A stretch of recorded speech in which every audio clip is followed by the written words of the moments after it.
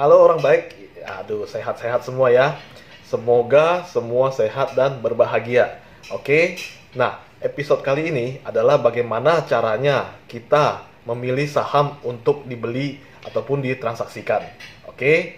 Nah, jadi sebenarnya di IHSG itu ya, di IHSG ada pertanyaan, di IHSG itu ada sekitar hampir 700, 674 kalau nggak salah. 674 saham yang listing di IHSG saat ini, ya hampir 700. Kemudian dari IHSG sendiri itu ada 9 sektor. Oke, nah 9 sektor ini ada property, banking, manufacture, trading, consumer, dan lain-lainnya. Oke, nah kemudian there are so many stocks. Okay, there are so many stocks, there are so many opportunities, but a little bit only money. Oke, don't worry. Oke, don't worry. Oke, don't worry. Jadi pada episode kali ini kita akan membahas tentang bagaimana cara memilih saham. Oke, jadi dari sekian banyak hampir 700 jenis saham dari 9 sektor itu bagaimana caranya saya untuk memilih saham mana yang akan kita beli dan kita jual ataupun kita transaksikan. Oke, stay tune. Nah, untuk menentukan saham mana yang kita akan beli ya, pertama sebelum itu kita harus menentukan dulu time frame. Oke, jangka waktu, bingkai waktu yang Anda inginkan, yang Anda rencanakan ya, terbagi atas dua ya, jangka panjang ataupun jangka pendek. Itu penting. Oke, pertama kita harus tentukan dulu kerangka investasi kita, trading plan-nya kita, trading investing kita, oke, investing plan kita, sorry.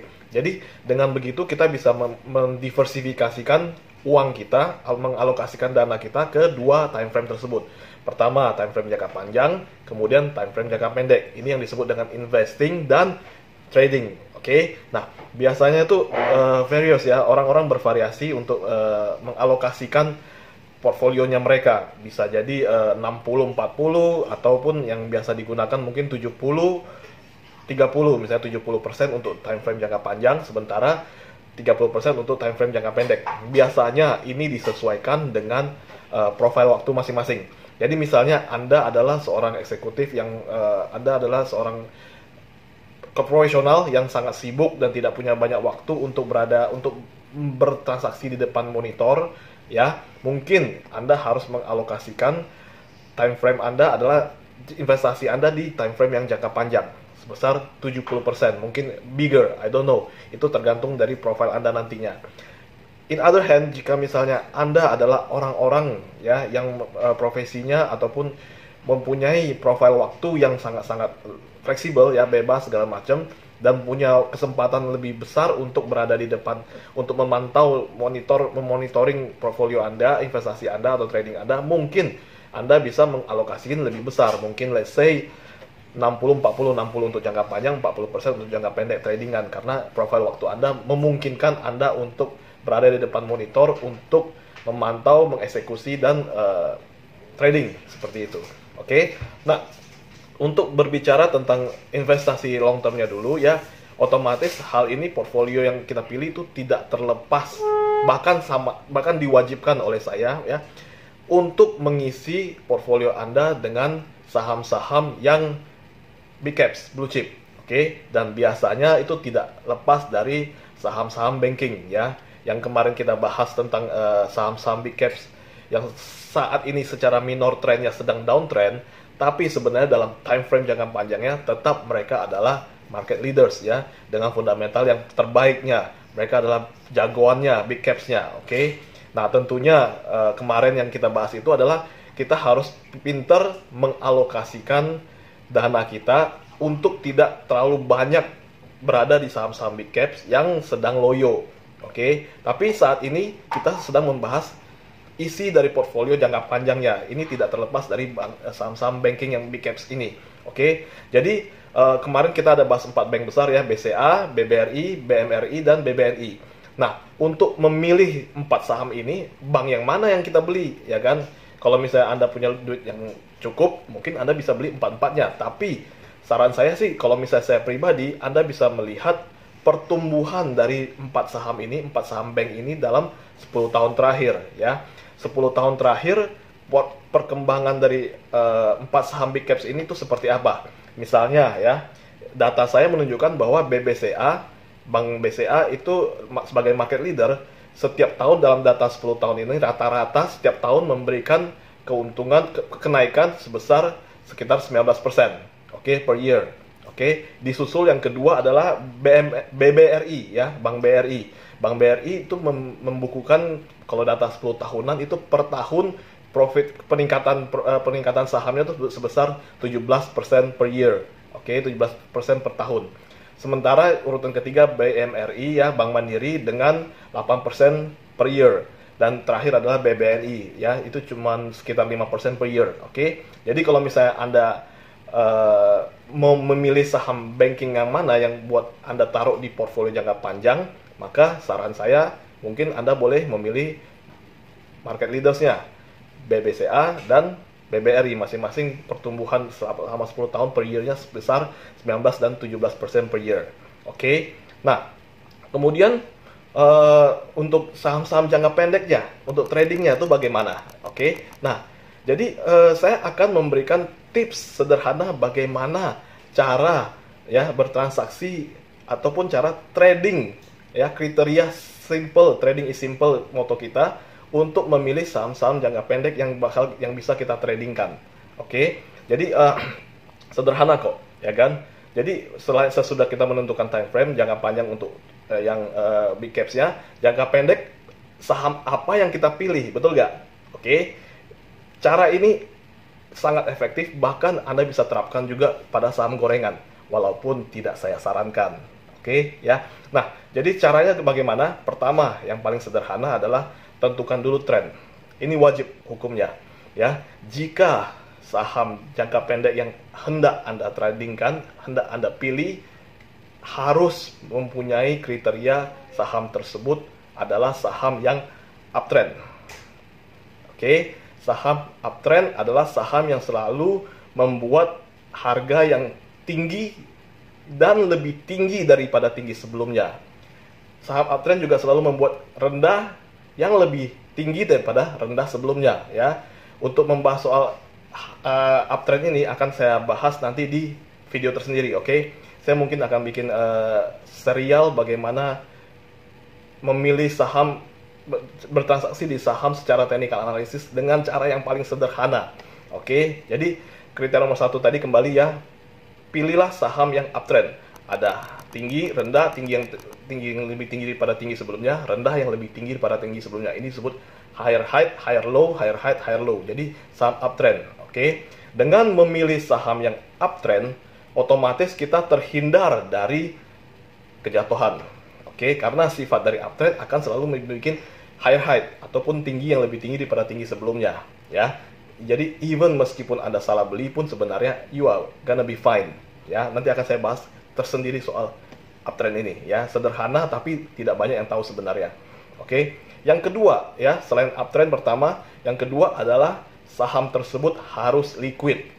Oke. Jadi contohnya seperti ini. Kemarin kita bahas tentang saham-saham bank digital, oke, di video yang ini, oke. Nah, video bank-bank saham digital sebenarnya jauh sebelum tren-tren bank saham digital saat ini, ya, itu ada beberapa market leaders, bank-bank yang sudah duluan meluncurkan produk-produk bank digitalnya.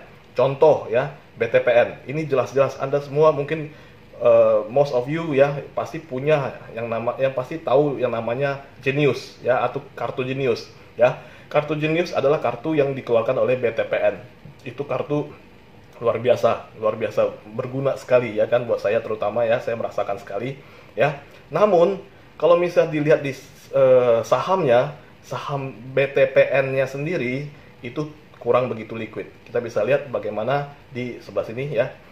Kita bisa lihat bagaimana bid dan offernya itu tidak liquid. Jadi sangat membingungkan jika Anda pengen membeli saham BTPN, mau beli berapa banyak, sementara likuiditasnya sangat kering, tidak begitu liquid. Oke, jadi satu tadi pilih saham yang uptrend kriterianya, kedua diutamakan harus liquid. Oke, nah ketiga paling gampang adalah kita melihat musim. Oke, cyclical, bahasa bahasa canggihnya cyclical. Tapi musim ini cyclical ini juga ada dalam minor trendnya. Jadi dalam musiman, kita pakai bahasa musim aja ya. Ya. Jadi saham-saham apa yang berhubungan dengan musim saat ini? Oke.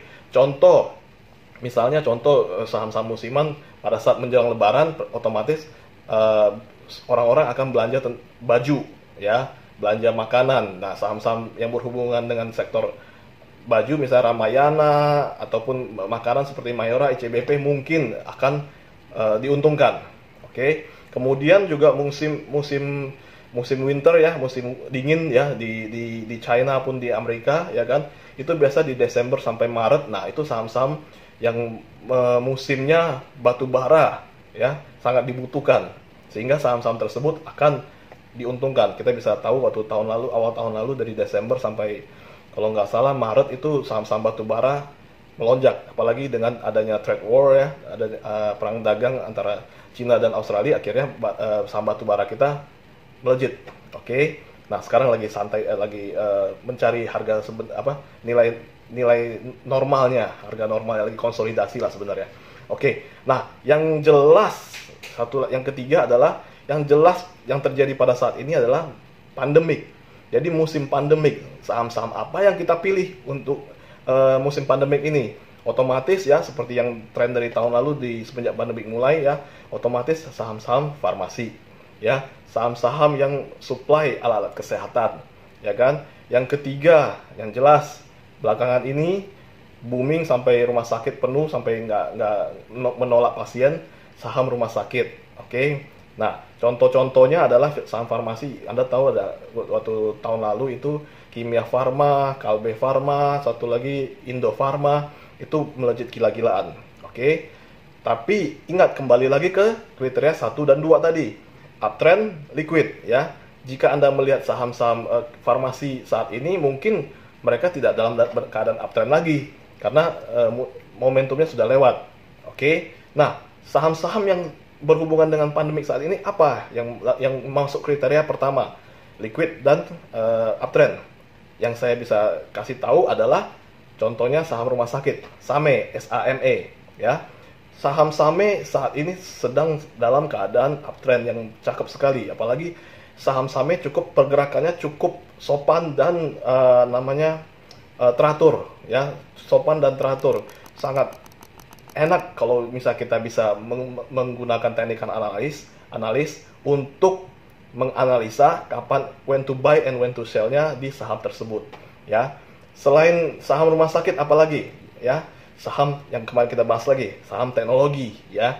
Nah, saham teknologi gara-gara pandemik dan PPKM atau PSBB ataupun apapun bahasanya ya, sehingga orang stay at home, akibatnya banyak demand dari online shopping ataupun sejenisnya, sehingga saham-saham teknologi itu terdongkrak gila-gilaan ya. Kita tahu bahwa di masa depan, di waktu-waktu yang akan datang ini, saham-saham teknologi akan, menurut saya sih akan sangat diperhitungkan ya, seperti pembahasan di video sebelumnya bahwa kapitalisasi saham teknologi saat ini sudah mencapai 3% dari kapitalisasi BI, IHSG, oke. Nah, nanti jika Bukalapak, Goto, ya, Gojek dan Tokopedia mulai listing, nah itu mungkin ya dalam waktu kedepannya akan naik menjadi 10% kapitalisasi saham-saham teknologi, sehingga kita harus perhatiin itu. Nah, tadi saham apa yang berhubungan dengan teknologi yang masuk kriteria kita tadi ya, uptrend dan liquid ya. Kita bisa lihat di EMTK. Saham EMTK ini sudah saya bahas di video sebelumnya ya. Kemudian juga yang saya perhatiin kemarin saham DMMX ya. Anda bisa lihat di sini ya, sahamnya juga dalam keadaan uptrend. Kita akan bikin analisa khusus di saham ini nanti ya. Dan saham ini cukup liquid ya. Oke, mari kita bikin. Oke teman, jadi sementara segitu dulu ya pembahasan di video kali ini. Seperti biasa, jika teman-teman ada pertanyaan, ada komentar, ataupun ada masukan apapun, silakan komen di bawah. Mohon juga kalau bisa tolong bantu subscribe share sama like, dan karena saya akan berusaha untuk menyediakan materi edukasi sehingga teman-teman saya dan teman-teman semua sama rata ya, dapat sama-sama beternak aset dan sehingga bisa sukses, sejahtera, dan jangan lupa bahagia. Oke, see ya. Bye bye.